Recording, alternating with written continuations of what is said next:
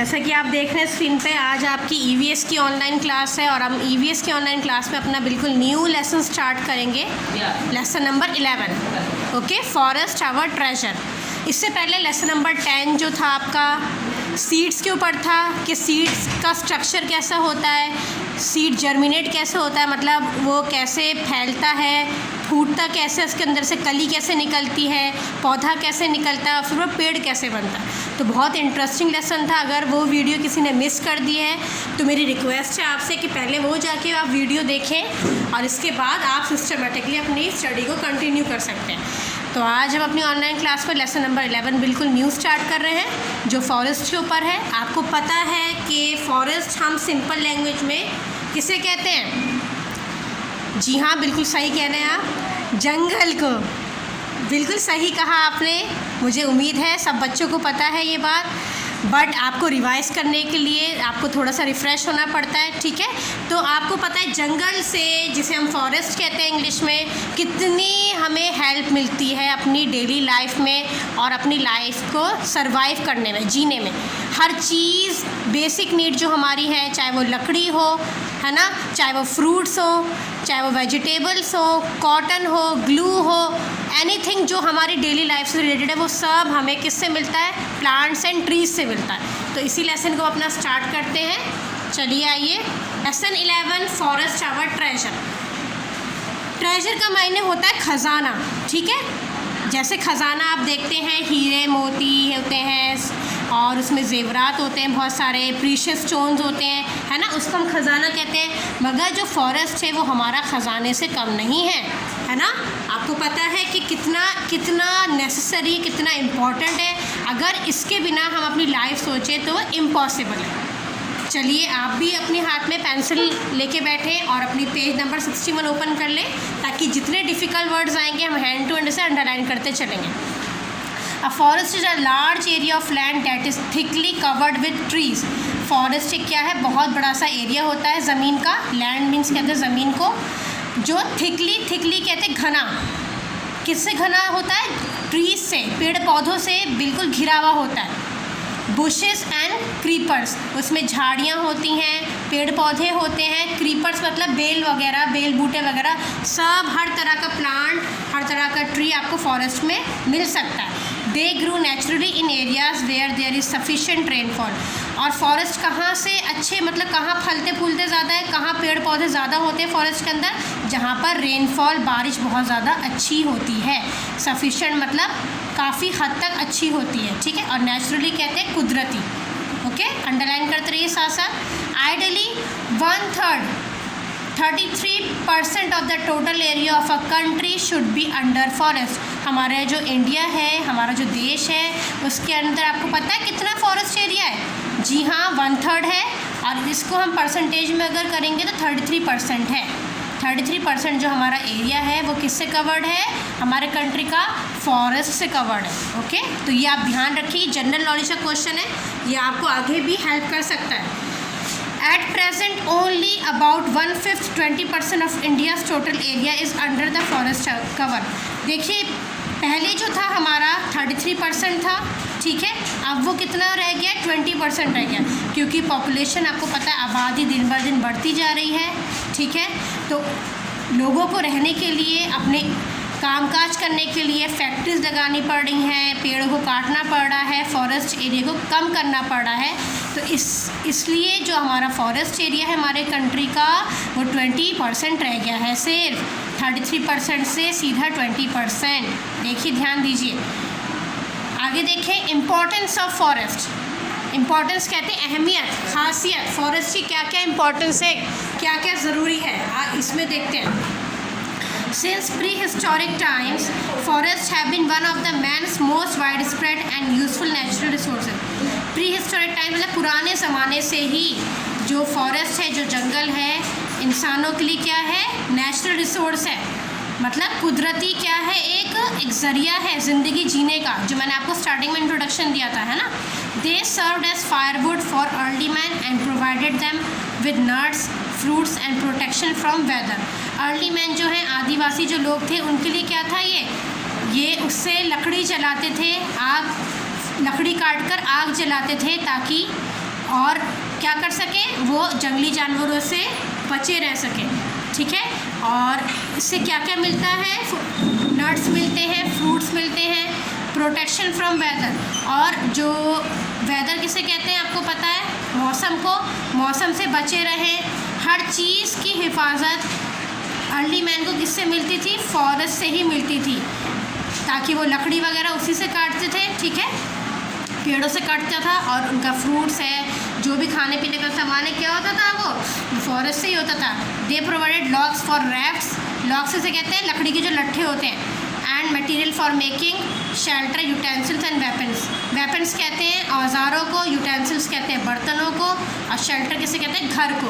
तो आपको पता है कि जो पेड़ों से वो क्या करते थे, पेड़ों की जो लकड़ी काट कर वो अपने धारदार वेपन्स बनाते थे, कुल्हाड़ी वगैरह, भाला वगैरह, अपने बर्तन वगैरह, और अपना रहने का जो घर है वो भी फॉरेस्ट की हेल्प से ही बनता था, ठीक है। तो देखिए शुरुआत से ही फॉरेस्ट कितना इम्पोर्टेंट है। Forest serve modern man in many more ways apart from the conventional ones. शुरुआत से ही अभी हमने देखा है कि फॉरेस्ट क्या है, अर्ली मैन से लेकर अब तक फॉरेस्ट बहुत ज़्यादा इम्पॉर्टेंट है ना। अब तक मॉडर्न टाइम आ गया, आपको पता है हर तरफ प्रोग्रेस ही प्रोग्रेस है। अब तक क्या है, फॉरेस्ट ही हेल्पफुल है। जैसे फॉर एग्जांपल नंबर 1 देखिए, forest serve as lungs by cleaning the air of forest. Lungs मतलब कहते हैं, किसे कहते हैं, फेफड़ों को।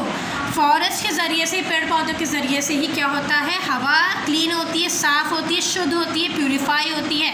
तो इसलिए फॉरेस्ट का क्या कहा गया है कि वो फेफड़ों के लिए, लंग्स के लिए बहुत इंपॉर्टेंट है। They take in carbon dioxide and provide with oxygen. ये बहुत मशहूर कहावत है, बहुत इंपॉर्टेंट स्लोगन भी है कि जो फॉरेस्ट है, जो पेड़ हैं, वो क्या करते हैं, कार्बन डाइऑक्साइड जो जहरीली गैस होती है वो अपने अंदर ले लेते हैं, और ऑक्सीजन क्या करते हैं, छोड़ते हैं। कार्बन डाइऑक्साइड गैस जो होती है, जो गैस होती है हवा में जो मौजूद होती है, वो क्या करती है, वो अपने अंदर एब्जॉर्ब कर लेते हैं, और ऑक्सीजन क्या करते हैं, ऑक्सीजन रिलीज़ करते हैं, छोड़ते हैं। तो ऑक्सीजन आपको पता है, हम लोग जो हैं ह्यूमन बींग्स हैं, है ना, तो हमारे लिए ऑक्सीजन कितना इम्पोर्टेंट है। तो इसीलिए जो फॉरेस्ट है वो क्या है, हवा को क्लीन करता है। Forest providers with wood, furniture, boats, wagons, sledges and countless other things are made of wood. Forest से आपको पता है लकड़ी मिलती है, इससे क्या होता है, फर्नीचर बनता है ना, सोफ़ा, अलमीरा, टेबल वगैरह सारा क्या है, ये अलमीरा, ट्रॉली, रैक से फर्नीचर है।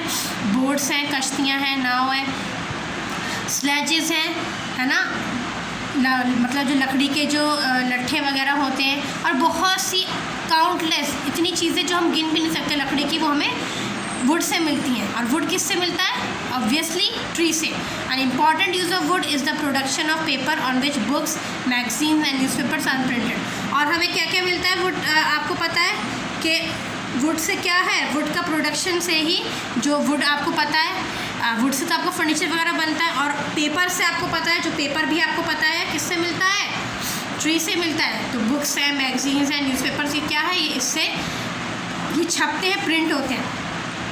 Forest are responsible for rainfall, forest के ज़रिए ही रेनफॉल होती है, ये सबसे इम्पॉर्टेंट पॉइंट है, फॉरेस्ट के ज़रिए ही रेनफॉल होती है।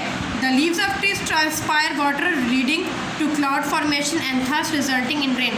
जो पत्तियाँ होती हैं, बारिश की जो बूंदें पत्तियों पे गिरती हैं, इससे क्या होता है, जब वो क्लाउड में जाती हैं, आपको पता है इवेपोरेशन होता है, जब भाप बन के बूंदें क्लाउड में जाती हैं तो क्या होता है, वो रिज़ल्ट के उसमें क्या होता है, रेन होती है ना। आपको पता है ना, जैसे कि मान लीजिए बारिश हुई तो पानी बहुत ज़्यादा भर गया, तो पानी जब धूप सोख लेती है वो भाप बन के कहाँ जाती है, क्लाउड बनते हैं, बादल बनते हैं। और बादल जब बनते हैं तो वो अपने अंदर क्या करते हैं, पानी इकट्ठा कर लेते हैं, वो बारिश के रूप में क्या होता है, आपके पास रेन आती है। अगला पॉइंट देखें, फॉरेस्ट प्रिवेंट सॉइल इरोजन।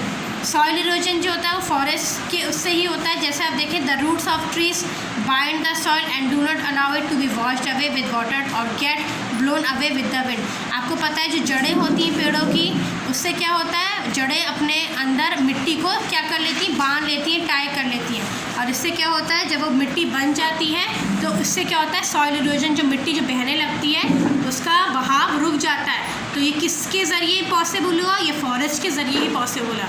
तो आपने देखा कितना इंपॉर्टेंट होता है फॉरेस्ट। आइए देखें आगे क्या है। पॉइंट देखें आपका, forest provide a number of economically important products such as cane, bamboos, essential oils, resins etcetera. Forest के ज़रिए ही हमें बहुत सी इकोनॉमिकली मतलब जिससे हम पैसा कमा सकते हैं ऐसे प्रोडक्ट्स मिलते हैं, जैसे क्या क्या है, केन है, बैम्बूज है, एज ऑयल वगैरह है। बहुत सी चीज़ें ऐसी हैं जिससे हम बेचकर क्या कर सकते हैं, अपनी इनकम कर सकते हैं, एक कमाई का ज़रिया हो सकता है। अगला पॉइंट देखें, many plants of forest are used in medicines such as eucalyptus. Underline करिए से, यूकेलिप्टस ये पौधा है, सिंचोना, ये कौन से पौधे हैं, ये वो प्लांट्स हैं जो मेडिसिन, जो दवाइयाँ बनाने में यूज़ करे जाते हैं। ठीक है, तो फॉरेस्ट के ज़रिए ही आपको पता है यूकेलिप्टस और सिंचोना जो प्लांट है उससे क्या होता है, मेडिसिन तैयार करी जाती हैं, दवाइयाँ जो हैं तैयार करी जाती हैं। The oil from eucalyptus is used to relieve pain, whereas the bark of cinchona tree gives quinine use to cure malaria. देखिए यूकेलिप्टस जो अभी हमने पढ़ा ना, प्लांट है, पेड़ है, तो इससे क्या होता है, इसका जो तेल निकाला जाता है, इससे क्या होता है, जो जहाँ भी दर्द होता है, जैसे जॉइंट पेन है या हमें कहीं चोट लग जाती है, तो दर्द में अगर वो पेन में अगर ये ऑयल लगाया जाए तो क्या होता है, रिलीफ मिलता है, राहत मिलती है। और जो बार्क ऑफ सिंचोना है, जो सिंचोना जो प्लांट है, जो ट्री है, उसका जो बार्क है, उसका क्या है, उसका जो तना होता है, उसके ज़रिए क्या होता है, क्यूनाइन जो मेडिसिन है जो मलेरिया में यूज़ होती है, मलेरिया आपको पता ना, मलेरिया बीमारी होती है, उसको ठीक करने के लिए मेडिसिन तैयार करी जाती है, क्यूनाइन। ये मोस्ट इम्पॉर्टेंट है, इसको भी आप अंडरलाइन कर लीजिए। ठीक है, तो ये किससे पॉसिबल है, ये सिंचोना जो ट्री है उसका जो तना होता है उसके ज़रिए ही ये मेडिसिन तैयार करी जाती है। ठीक है, आपने देख लिया। अब आगे देखें, ट्राइब्स ऑफ इंडिया। इंडिया के अंदर जो भी कस्बे हैं, जो आदिवासी लोग रहते हैं, है ना, वो कौन कौन से देखते हैं। People living in forest in India are known as tribals और आदिवासी। जो इंडिया के अंदर जो फॉरेस्ट में लोग रहते हैं, है ना, उन्हें क्या कहते हैं, ट्राइबल्स कहते हैं या फिर आदिवासी कहते हैं। They differ from one another in their culture, language, custom, handicraft and religion. ये एक दूसरे से क्या है, बिल्कुल अलग है। कैसे, इनकी जो लैंग्वेज है, जो भाषा है, वो बिल्कुल अलग होती है, इनका कल्चर अलग होता है, इनका जो हैंडीक्राफ्ट पहनने का, कपड़े वगैरह पहनने का ज़रिया, और इनका जो रिलीजन, जो धर्म है, ये सब अलग होता है।